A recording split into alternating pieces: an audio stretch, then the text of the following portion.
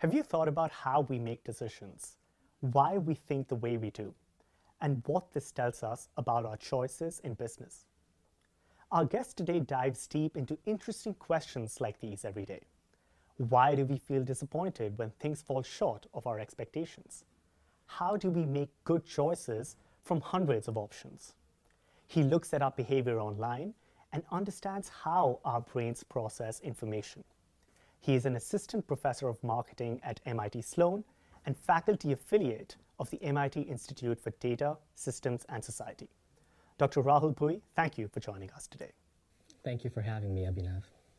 What is so interesting about human rationality, innovation, and behavioral economics that got you so curious to study and now research these areas? I grew up in Canada. My parents had immigrated previously from Mumbai.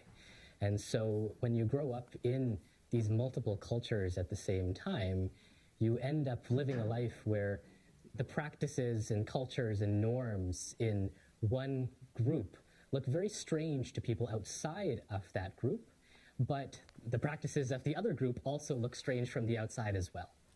And so from an early age, I think I got used to the idea that so many people are doing things that seem very unusual and maybe inexplicable almost from the outside, but when you think about their life and their perspective, it actually makes total sense within that. You know, being in media, what we've learned is a bit about beliefs and how they work. We've learned about biases. We've learned about emotions and how context really explains all of these human things. So far, having done your research over the years, what have you learned about humans? And how are humans rational and irrational? We clearly are irrational in many ways. Right? We are biased, we're myopic, we're inconsistent, we forget things that happened and remember things that didn't. And despite all of these flaws, we are overconfident. So I think what's quite clear is that there's not a single person alive who hasn't made plenty of mistakes in their life. And all of us can certainly share in that experience. At the same time, we also are capable of really incredible things. The world is always changing. There are constantly new problems to be solved, and in so many cases, we are actually able to solve them. Even the everyday things that we're able to do, that still is quite incredible. And I think you see this very clearly when you think about artificial intelligence. That is, the quest to actually build a system that can think and learn and behave like a person does. It turns out to be so much harder than we ever thought it would be. There's even one story in how in the 50s a group of vision scientists got together and said, well, we want to build something that is able to identify images or items in this image. And they thought, well, if we put a bunch of people together, it'll take, maybe a few years for us to make a lot of progress on it. And it ended up taking, of course, more like 50 years to make substantial progress. So we think about how even these very basic things that we're able to do should not be taken for granted. I'm fond of this quote by Amartya Sen, who won the Nobel Prize in economics many years ago. And he was talking about what's known as the idea of revealed preference in economics. And this idea is basically your preferences are revealed through your behavior. So if I pick product A over product B, then I probably preferred product A over product B. So he said, if the theory of revealed preference makes sense, it does so not because no psychological assumptions are used, but because the psychological assumptions used are sensibly chosen. That's a very interesting take on how two opposites can sort of coexist in the human mind, in describing the human mind. And of course, how can we go about talking about rationality without talking about Kahneman? So, we've come a long way from the pharma and the efficient market hypothesis era to the Kahneman era and Tversky era of prospect theory. One said that humans are perfectly rational, and the other said that we're actually pretty rational creatures, which is exactly what you're also saying and elaborating on right now. As someone who's deeply involved in behavioral studies, how do you reconcile these differing viewpoints and this side of opposites that we are both rational and irrational at the same time? The world is really complex. It's incredibly, unimaginably complex. And we are very small in comparison. And so often, I think we are doing as best as we can do. It's just that we have constraints on these resources like time and energy and data. And so, of course, we're going to fall short of perfection in some sense. But maybe that's not a useful standard. Maybe we are actually doing a great job. It's just that the problem is a very hard problem. What's useful from this perspective is that we can use these tools from engineering, computer science, and so forth, and then apply them to understand how people are making decisions when we have these kinds of constraints. And so when we think about tools from reinforcement learning or statistics or engineering, we can then apply those to think about how is it that we acquire information, how is it that we process that information, how do we learn, how do we act upon what we see. In that setting, it turns out to be able to explain both of these sides at the same time and shed a lot of light on the irrationalities as well in terms of when we should see these and what form they should take. So let me give you an example. As we've discussed a bit, there's a lot of context dependence. That is to say, you could take the exact same person and they're facing the exact same thing or situation, but they feel totally differently about it depending on the context. So if you end up, let's say, today with $100, you can feel totally differently about that depending on whether you started the day with $200 or whether you found that $100 on the street unexpectedly. In one case, you are disappointed. In the other case, you are so excited and elated. So it's the same economic outcome, but the way we feel about it is completely different. Now, some of my research has actually been about trying to explain why do we have this kind of relative thinking? Because when you think about it, there's no real reason that it has to be the case, right? Why would that be? And so some of my work is drawing on actually older work in neuroscience to draw analogies and understand why. And one of the biggest clues is this is not just about value judgment, not just about the way we feel that things are good or bad. What happens when you walk into a dark room? You can't see anything, right? Yeah. And yet, if you stay in there for long enough, a miracle happens. You can start to see. Things that seemed dark before are not as dark anymore. Yeah. Similarly, if you spend all day studying in the library, then even a whisper sounds like a waterfall. Or if you wear the same perfume every day, your nose gets accustomed to that, even if everybody else still notices.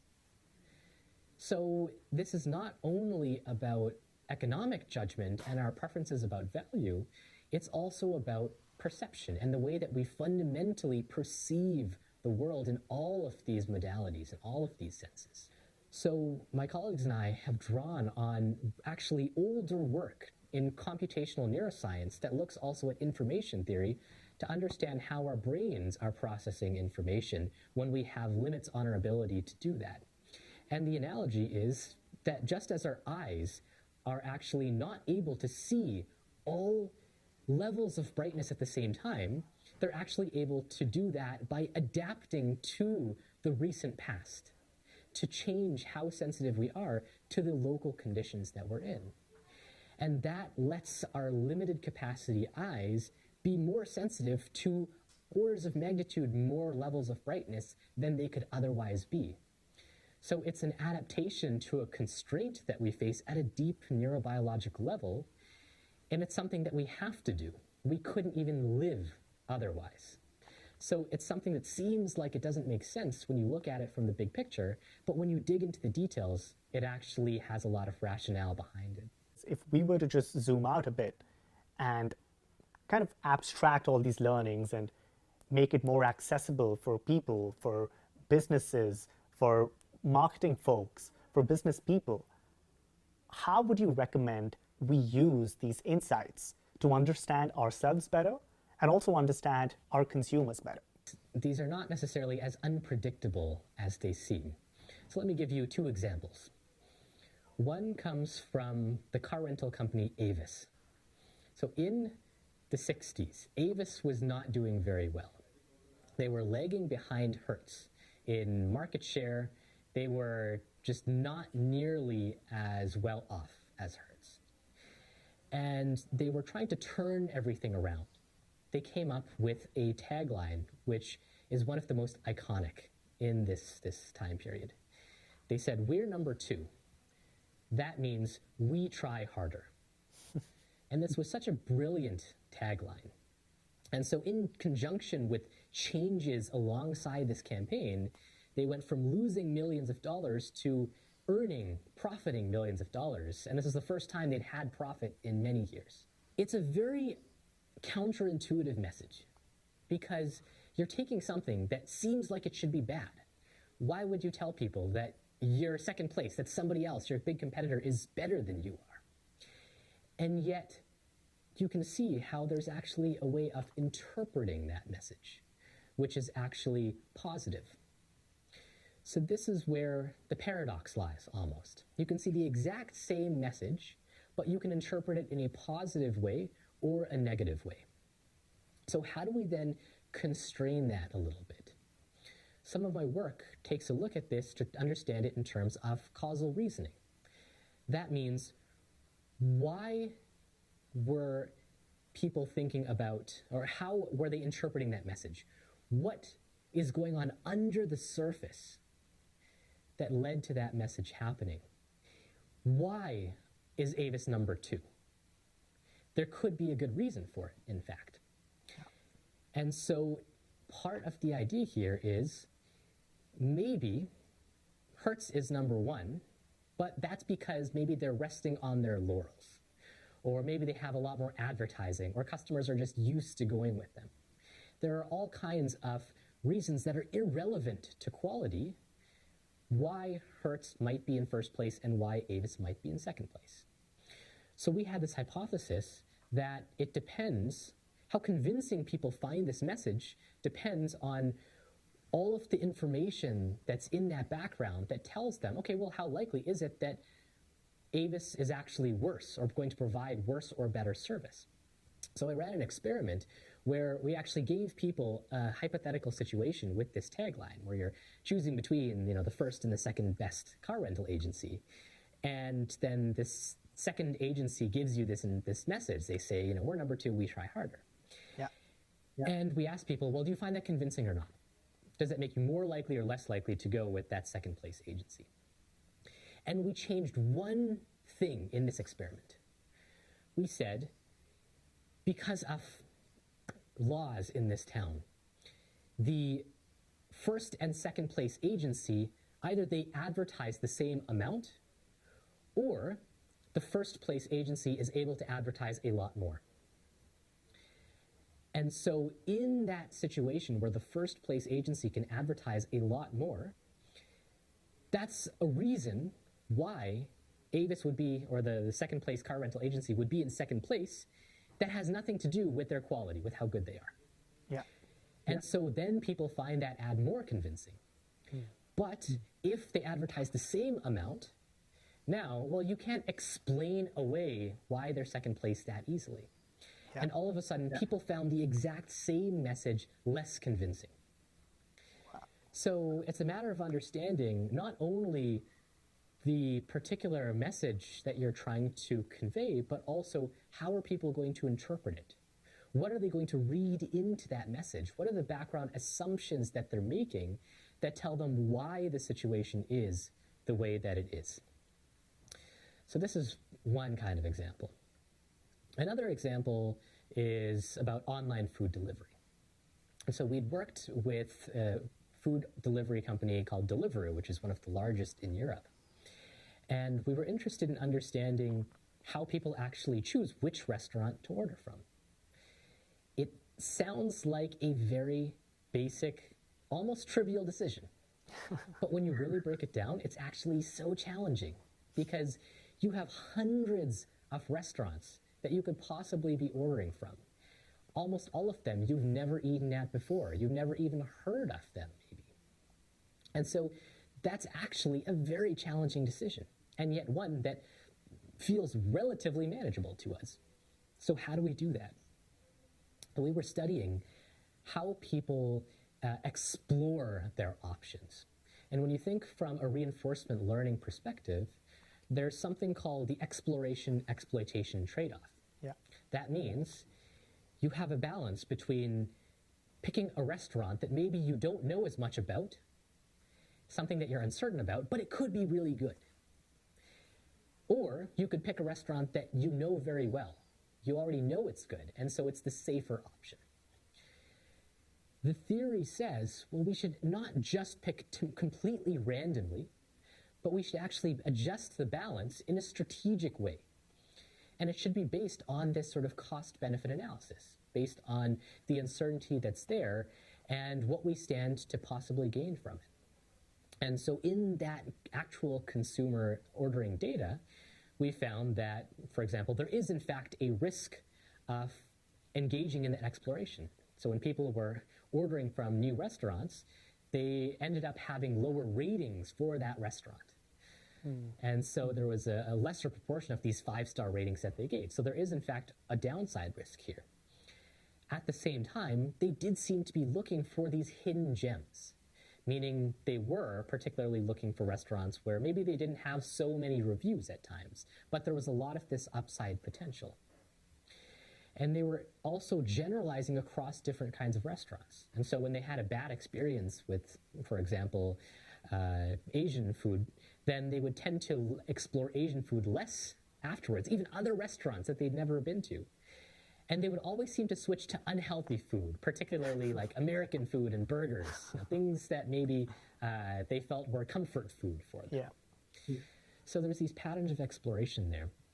And what I think of the really exciting findings also is people who are in cities where the average restaurant quality was higher and less variable, they tended to explore more. In other words, if the food scene was really good, then the downside risk is not that large, and so go ahead, explore, because it can't be that bad. So again, this gives us what seems like a very unconstrained kind of problem, but with these kinds of computational principles, we can narrow down, well, what is it that people are making decisions based on? How are they learning? How are they picking new options, even in cases that they've never been in before? And in theory, people can use these kinds of insights to build into recommender systems, to understand or to help consumers make these better decisions based on the information that they might have available. Wow. I really liked the depth of your answer and the nuance that you've added to everything over here, especially the part about how the desire to exploit is linked with the desire to explore. And if you're experienced exploiting a particular restaurant, if the Asian food that you ate was not as good, you're probably not going to explore Asian food more, and you will shift to other alternatives.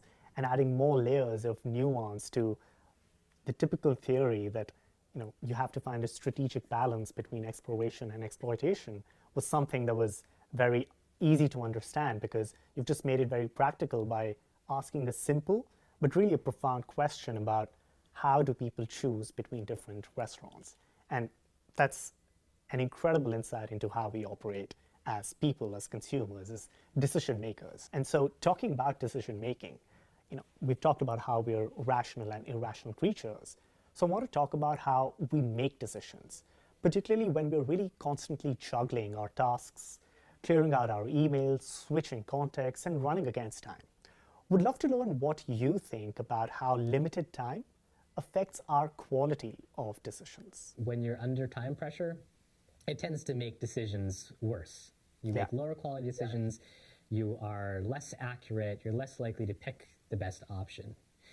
And there are many cases where it actually can cause big issues. For example, when you have a lot of time pressure, then radiologists who are looking at X-ray scans and trying to make diagnoses are more error prone. Or air traffic controllers who have so much going on at the same time and very little ability to balance all of those at the same time, it really can also lead to plane crashes. Or even when you're just driving. If you are distracted for a split second, that can also lead to an accident. So there are many cases where, of course, as we think of, time pressure is really leading us to make worse decisions. Of course, we don't have infinite time. And how do we balance it? That is the big challenge. In that context, Jeff Bezos has this 70% rule that says whatever you're trying to figure out, you should make a decision when you have 70% of the information you need. But with more and more data coming our way and less time that we have, how to make decisions amidst all this information? The challenge is, when do you even know that you're at 70%? Yes. So this is not the easiest thing to do, that is for sure. One strategy broadly is to try and set situations up and set up your life such that you already have given yourself as much time as possible. And that means simplifying. To some extent, this is what Mark Zuckerberg famously does by wearing the same hoodie every day. Yeah. He gains back that time and energy from not having to make those decisions. So simplification can give you more time rather than having to strain with the time that you have. That said, there are a number of strategies that people use, and managers say that they use, to try and handle time pressure. There is filtering, which means you selectively attend to certain parts of the problem and you just ignore the rest. There is acceleration, which means you think harder and you think quicker. And so for the same amount of time, you actually get more thought out of it. There is going off of intuition. So instead of having to deliberate so much, you go off of what your gut instinct tells you, because that could be well calibrated to the situation. There is the method of involving other people. So maybe it's not just you, but other people can help you out in this as well. And then you can do almost a kind of parallel processing. And then there is working longer, if possible, or pushing the deadline. That is it really a hard deadline, or is it a bit softer and maybe there's a way of actually getting out of that time pressure a little bit? So these are the 5 or 6 strategies that managers use to try and handle time pressure. And in particular situations, some of those might be more or less useful. Now, the challenge there also is to be mindful of what the costs are and what the biases and blind spots are that will result. Do you think that there is an optimal time, though, for making decisions? I don't know, in multiple contexts, that amount of time would differ, and the magnitude of the decision would guide the amount of time that you're supposed to spend on it. But in terms of a general heuristic or a principle, how do we understand the optimal thinking time for making decisions? In theory, there is an optimal time. The trouble is, it's hard to know what exactly that is, because it's so dependent on the assumptions. I mean, it certainly makes sense that the magnitude of the decision is quite important here.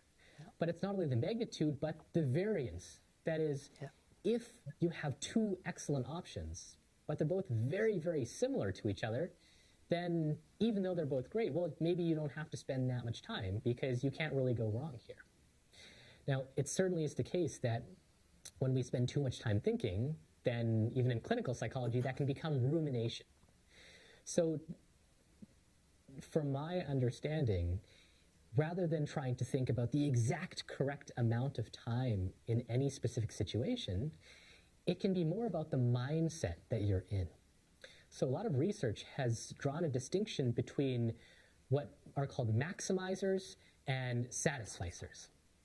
A maximizer is a person who wants to get the best option. They want to make the best choice and pick only the most superior optimal item out of all of the possibilities. And they're not satisfied otherwise.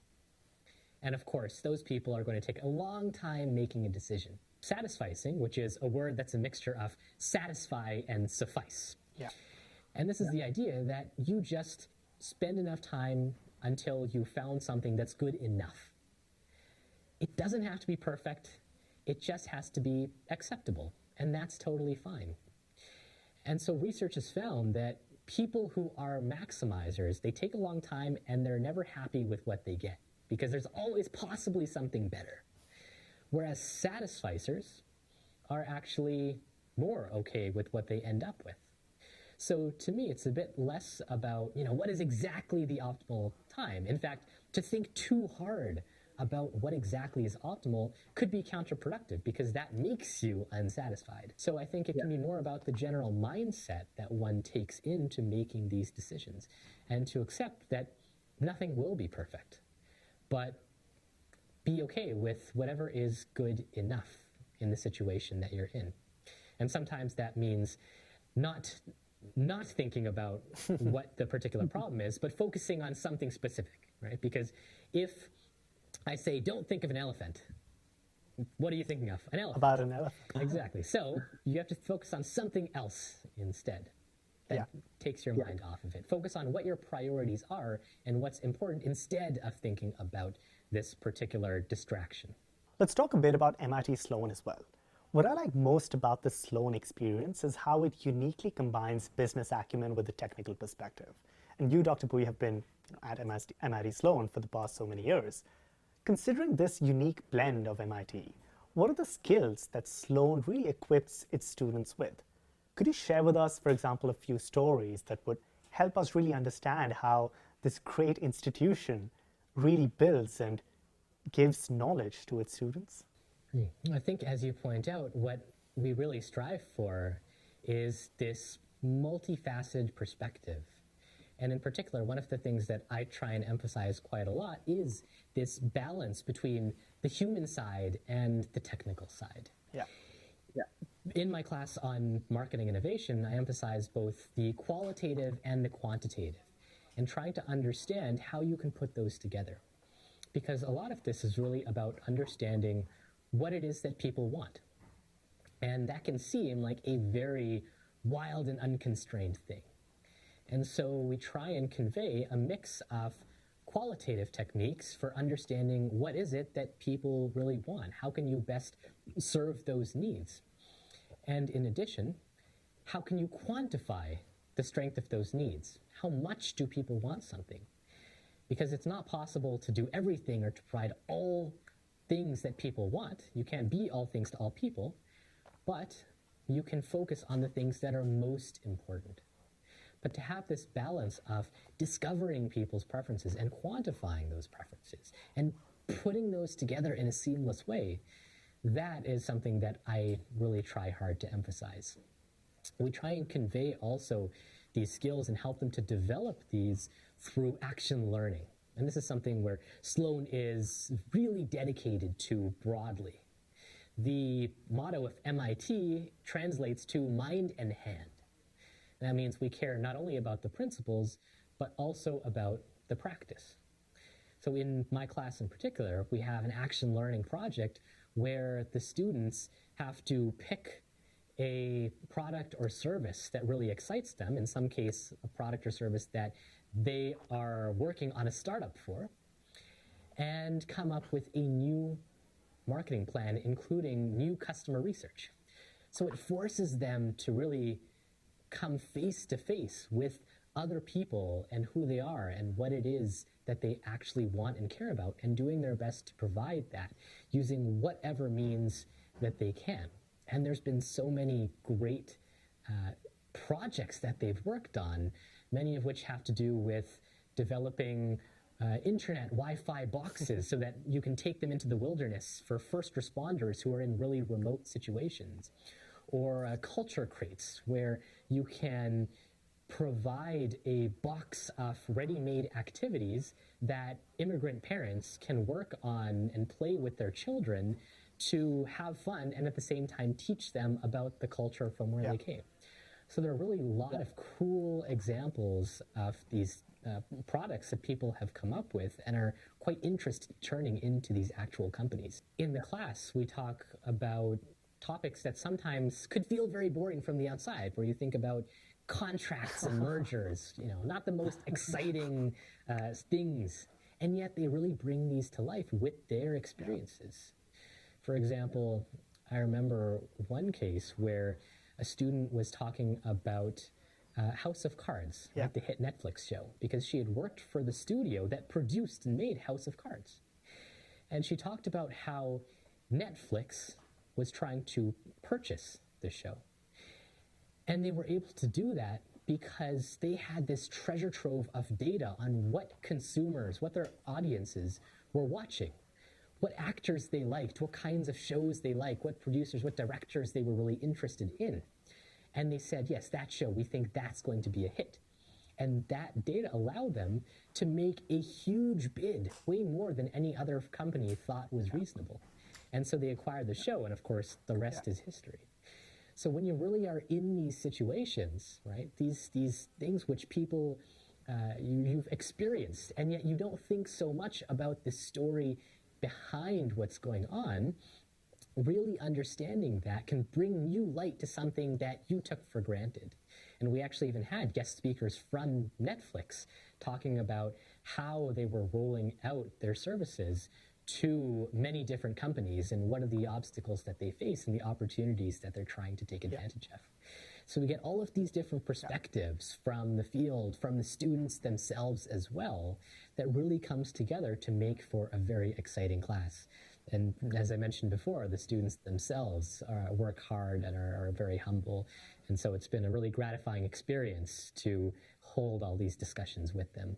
Do you think that there are some general skills or insights that we can take away from this approach and how MIT really trains its students and really teach ourselves over time the MIT, the action learning, the Sloan experience way? Part of this is about the importance of learning by doing. You will not be able to fully understand something without actually engaging in that practically. And even when you're doing something that's academic, like learning mathematics, you have to do the problems to really understand it, because it's easy to say, oh yes, I know how to do that, I know how to do that. And it's another thing to be faced with the actual problem and to then solve it. So gaining that experience is particularly valuable, and you should engage in that even when you're not totally sure what to do. And you mentioned Jeff Bezos and his 70% rule, and there's actually something else similar to that called the 85% rule, where you should really try and be in a situation where most of the time you are able to do the right thing, but there's some part of the time that you intentionally get things wrong. Not because you're trying to do it wrong, but because you're at the edge of your ability, just to the extent where you're motivated enough to keep going, but you're also clearly, you have room to grow and you're able to learn from those experiences that were not quite as perfect as they could be. So I think learning by doing is certainly important. The flip side of that is you probably have more experience than you think you do. So in all of these cases, remember, we have students who are coming in with all of these experiences already. And these are the examples, the cases from which you draw a lot of these more general lessons. And so you can find these connections and draw an understanding of the general from the specific here. So even if you were moderating an internet forum, or, classic example is somebody was playing World of Warcraft for many years, you don't think of that as being necessarily an important business decision, but at the same time, that often requires managing these big groups of people and coordinating and having teamwork under, as you were talking about, a lot of time pressure. So in many cases, the experiences that you have could actually be much more relevant than you think they are. So think hard and look back at your experiences and see if, in fact, maybe there's more richness there than you thought. Great. That's absolutely so enchanting to hear about. One of the books I've found really interesting over the years is The Art of Thinking Clearly by Rolf Dobelli. And what this book does is that it gives you a list of these cognitive biases. And the hope is that if you're aware of these biases, you'll probably overcome them. You've personally gone so deep into behavioral economics and cognitive neuroscience and how we make decisions.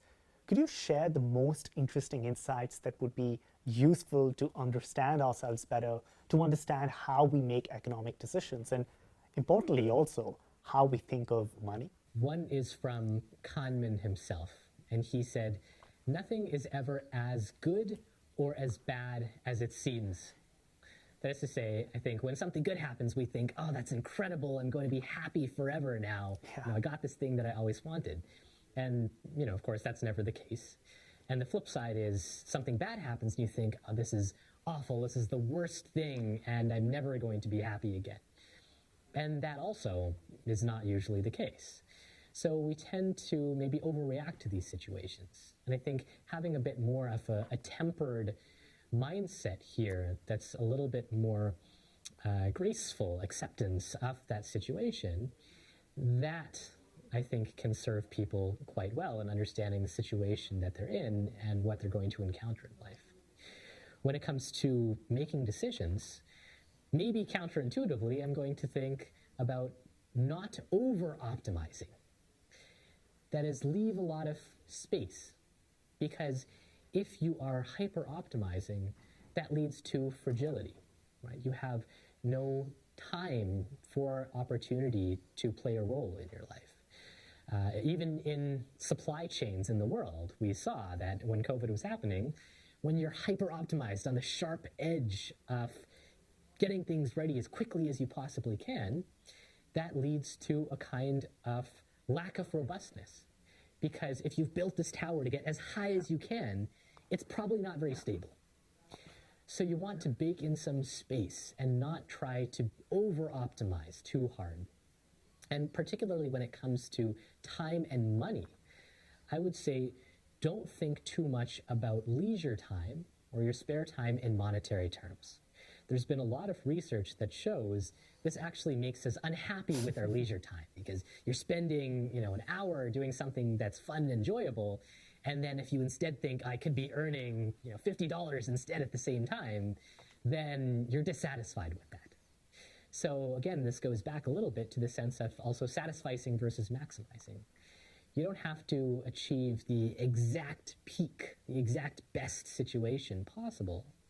But in many cases, it's about having the right mindset and about leaving open these possibilities at the same time. You talked about Hertz and Avis and how the same message of Avis was interpreted in two different ways given the context. One when Hertz and Avis were advertising the same, and one when Hertz was advertising more than Avis, and how the messaging was much more effective when Hertz had far more advertising than that of Avis.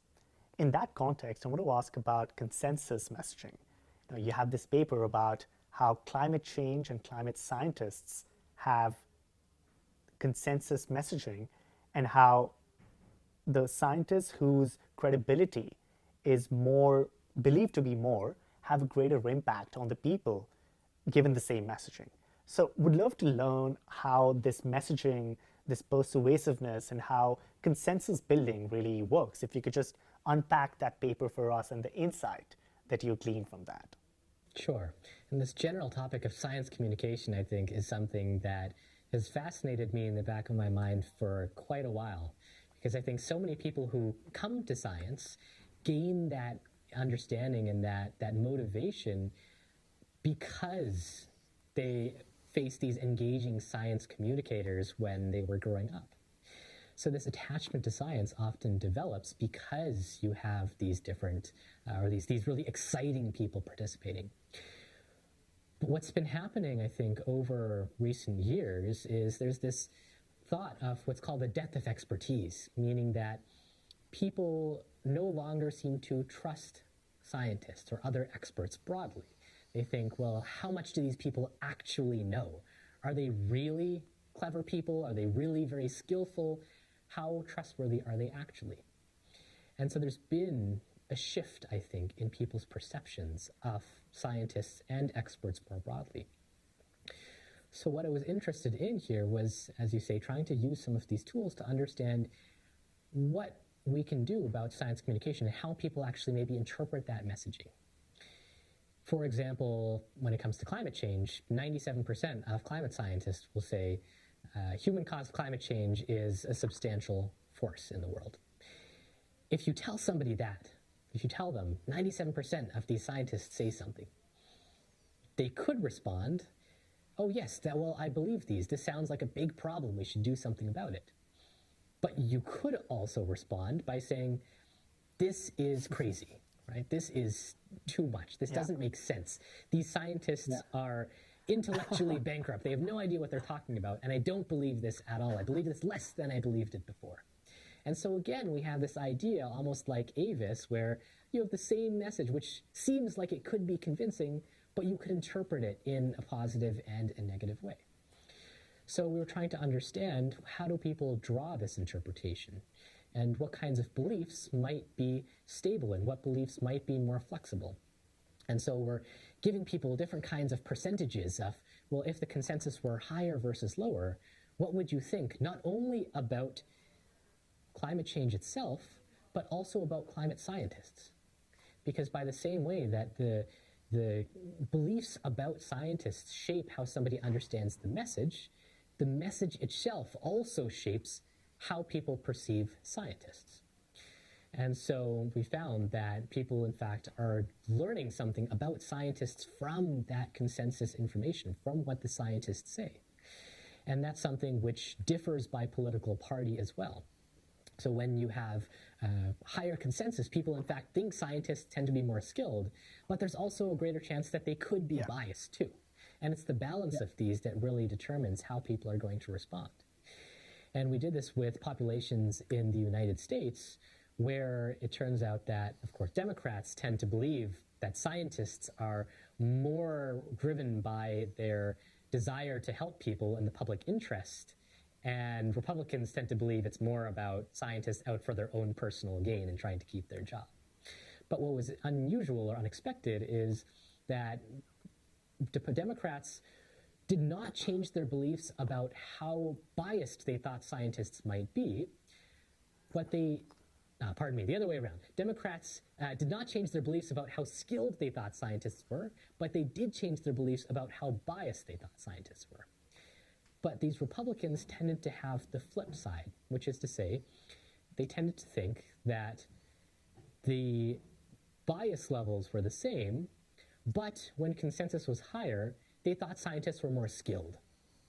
In other words, these people who tended to be more skeptical of human-caused climate change nonetheless had more flexible beliefs about how skilled scientists were. So it seems like even when we think that there is an inflexibility, maybe when we think about this broader belief system, maybe there's actually flexibility in some of these pieces as well. But from a broader perspective, I think for both scientists or other experts and any kind of marketers, the two important factors that you want to keep in mind are trust and attention. And these are actually factors that even the assistant director of the US National Science Foundation said are particularly important and that we can do something about. In other words, people want to know, why should I trust you, and why should I even care to listen? And these are the questions that you have to think about and answer from their perspective, the audience's perspective, when you're coming up with any kind of communication. As we wrap up, I want to ask you, what's the one piece of advice or insight that you'd want to leave our viewers with? Think empathetically. To me, you want to strive to put yourself in other people's place. And then you will gain an understanding of something outside of yourself. Because what other people do, what other people think, has both the seed of what's similar to you as well as what's different. That is a very interesting take, something to just think more about, because after doing all this technical research and in-depth experience, having this in-depth experience of how computationally we can understand humans, the one piece of advice or insight that you have is to think empathetically. And that is something that's absolutely incredible and something to ponder about. Dr. Bhui, thank you so much for joining us. This has been incredible. Thank you so much for having me, Abhinav.